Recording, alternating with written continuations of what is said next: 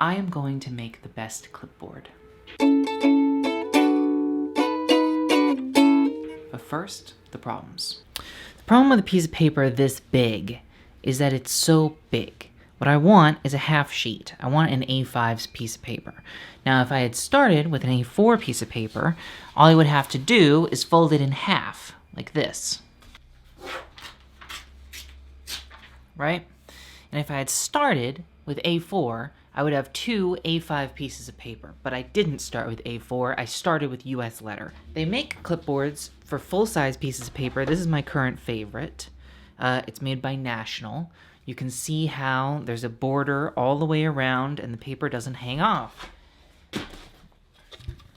This is a clipboard I got from the store. So let's put our little, it's roughly half the size, you would think, right? Look at that. It's roughly half the size. We can put 2 of them. We can fit 2 of them right there. It's basically half the size. So it should follow that when I put our half-size piece of paper into here, it'll look just the same as the big one but scaled down. And maybe you saw it a second ago with the other clipboard, but it doesn't. It hangs off the end. It hangs off the end right here and drives me nuts. I thought I could solve this problem by getting a slightly nicer clipboard, so I got this one from Penco. Same problem, right? It hangs off the end. Now, for a long time, what I would do is I would take, a pair of scissors or an X-Acto knife or something and cut off little strips off the bottom of my piece of paper. But that's actually super annoying. Oh, let's talk about mini clipboards for a second. Why am I using this kind of clip instead of this kind of clip? And the answer is because I hate this kind of clip. A clipboard should be easy, Easy. Nice. Look at how nice that is, and how smooth that action is. I wish it didn't say Office Depot on it, but what are you going to do? So the idea is that I'm going to drill out this hole here and this hole here. I'll create 2 holes here and get these 2 rivets or whatever off. Then cut this piece of material that I got from a dresser that someone threw away right outside my window right there, and cut it down to size and drill a couple holes in it. Maybe put a chalkboard surface on it, who knows? And I think that it will be good. I think it'll be good. I think first, before we go and get, because I don't think I have the right tools. I think I can do it with a hammer and a nail, but I'm not sure how I'm going to get the new rivet in. Alright, whatever. I'm just making barely any little dents in it. It's made out of the same material is the thing. Because this nail is not any tougher than this.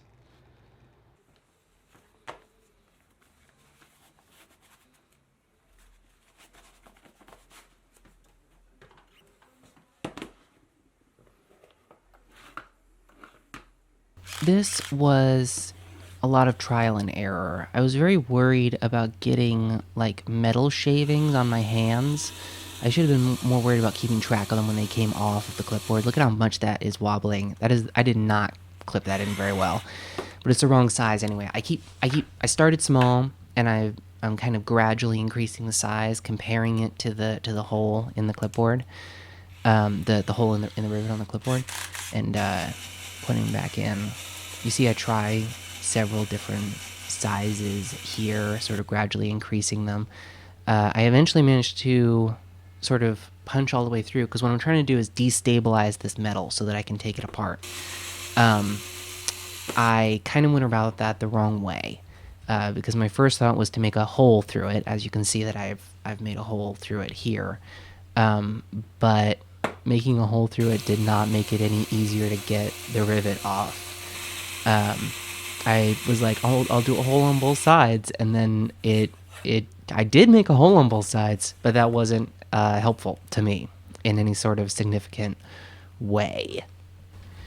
And then I tried a bunch of other stuff, including yanking on it, that didn't work. You'll see that in a second. But what I settled on was using a very wide drill bit. It'll probably vary, but I used a 3/16 to shave off the very top of the rivet from this perspective, the curved over part, because that's the only thing that's holding anything together. And then once I got that off, I could just sort of, well, yank on it. And it all just came apart really easily. You got to be really careful, though, not to cut into the actual clip part and just get the rivet. I don't even think that I hurt the metal clip that I wanted. I don't think I even hurt it all that bad, which is nuts to me. All right, let's make the actual board part. We got the clip, now let's make the board. This is your standard one, right? It's smooth on both sides. I like that, but I couldn't find a piece of paper like that. Oh, hey. This one from Penco is smooth on the writing side and rough on the back. This is very similar to the piece of chipboard that I found for free. This is a representative sample. It's smooth on one side and it's rough on the other side. So we did a couple of tests with the chalkboard paint, and on the smooth side it applied really well, and on the rough side it didn't really apply very well, which I knew was going to happen even when I applied a lot to the rough side. But I just want to see what it sounds and feels like when I use chalk on it.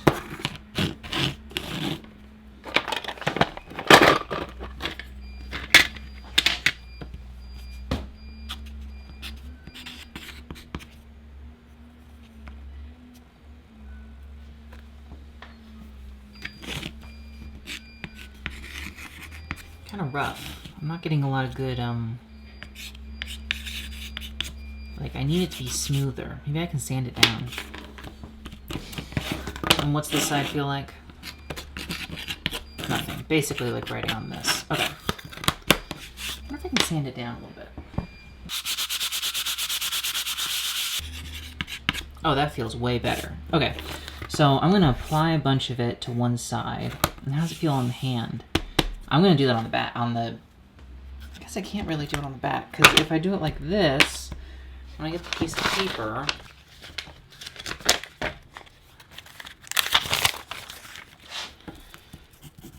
it'll always be rough. So it's got to be on the writing side, but then I can sand it down a little bit.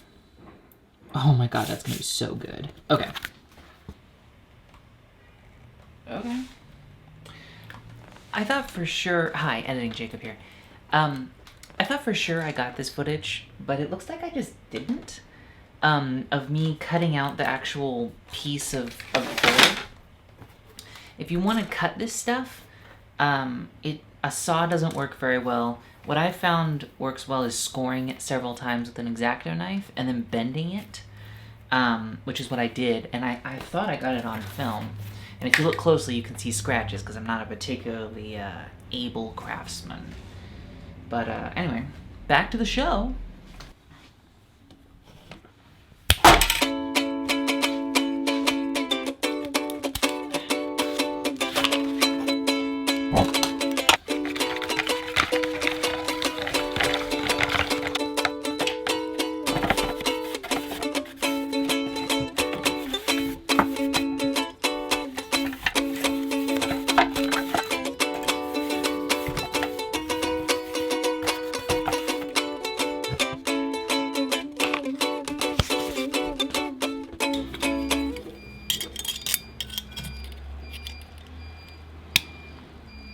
Do not do this.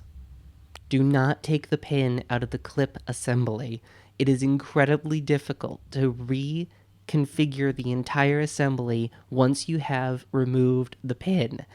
I don't know how they're manufactured, but I'm sure there's some specialized machine, and once you've taken this pin out, it is really, really tricky. There's also no point, because you can do all of the rest of this with it assembled.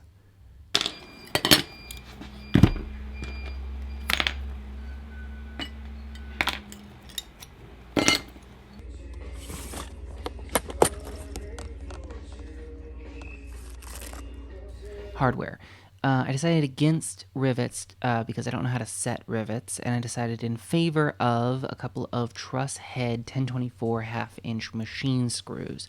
I'm actually holding a 3/4 inch one, which turned out to be too long, but it looks like this basically. And I got a couple of split washers, size 10, which turned out to be overkill, I think. A couple of regular washers, also size 10, and a couple of the regular sort of nuts for these, also 1024.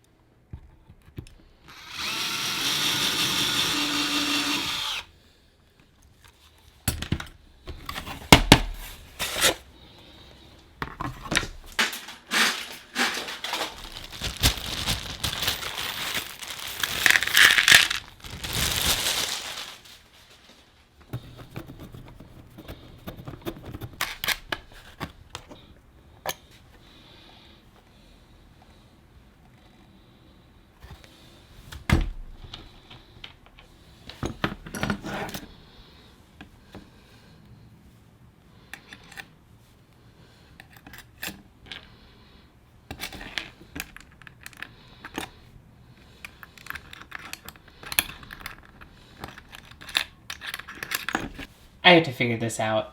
I took this apart for no reason.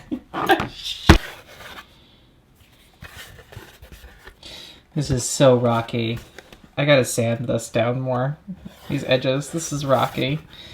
But the idea is strong. The idea is very strong. Alright, I got this back onto here.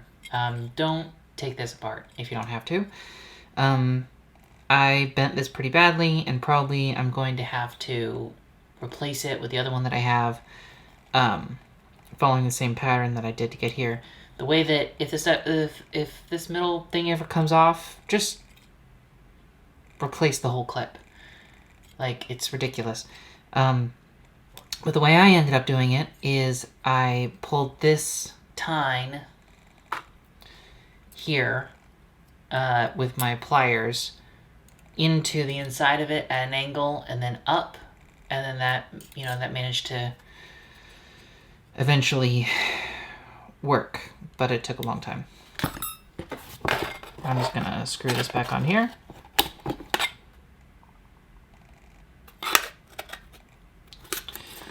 And yeah, I'm just gonna reattach those.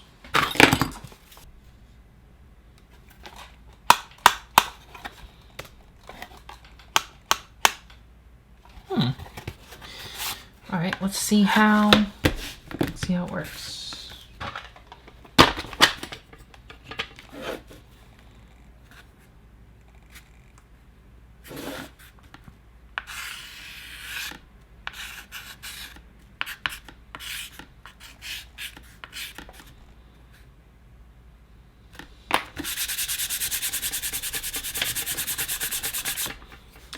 Not very easily erased. I gotta sand these edges. So that's what I'm gonna do next, I think. Sand.